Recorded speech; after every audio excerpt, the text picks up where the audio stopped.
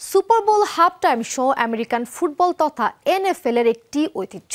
এখানে পপ ও র‍্যাপ সংস্কৃতির প্রমোট করা হয়, যা দেশব্যাপী দর্শকের আগ্রহের কেন্দ্রবিন্দুতে থাকে, যেখানে মার্কিন পপ তারকা শিল্পীদের পারফর্ম করতে দেখা যায়।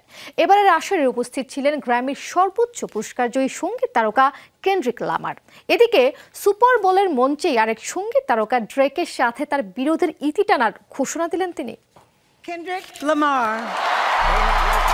Not like us. সঙ্গীতের অস্কার খ্যাত গ্র্যামিতে সর্বোচ্চ 5টি বিভাগে পুরস্কার পেয়ে আলোচনার কেন্দ্রবিন্দুতে আছেন মার্কিন র্যাপার কেন্ড্রিক লামার। ফলে এখন সবখানেই আগ্রহের কেন্দ্রবিন্দুতে থাকেন এই সঙ্গীত তারকা। তাই সুপার বোল হাফ টাইমে তার পারফরমেন্স দেখতে আসেন অনেক মার্কিনী তারকা। সুপার বোল হাফ টাইম শোয়ে চোখ ধাঁধানো এক পারফরমেন্স উপহার দেন লামার।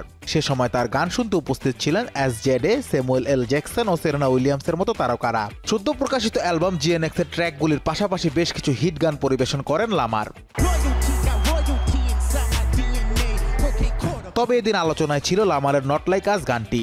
এই গানের জন্যই কিছুদিন আগে গ্র্যামির মতো মর্যাদাপূর্ণ পুরস্কার পান তিনি।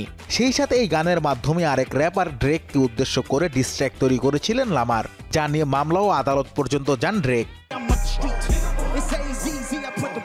নট লাইক আস গান গাওয়ার জন্য দর্শক সারি থেকে একের পর এক অনুরোধ আসছিল। তাই লামার দর্শকদের মনে করিয়ে দিলেন গত বছর এই গানের প্রচারের জন্য ইউনিভার্সাল মিউজিক গ্রুপের বিরুদ্ধে মামলা করেছিলেন ড্রেক।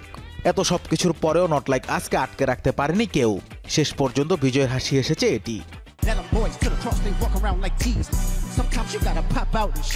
সুপার বোল ফিলকে পার্টি মোডে আনার জন্য নট লাইক আস গান শুরু করেন লামার। গানের তালে তালে নাচতে শুরু করেন সেরেনা উইলিয়ামস সহ আগত সব তারকারা। তবে এদিন যে শব্দটির জন্য এত মামলা তর্ক যুদ্ধ, সেই আপত্তিকর শব্দটি ছাড়াই গানটি গান লামার। গান গাওয়ার সময় ক্যামেরার সামনে হাসতে হাসতে লামারকে বলতে শোনা যায় গেম ওভার।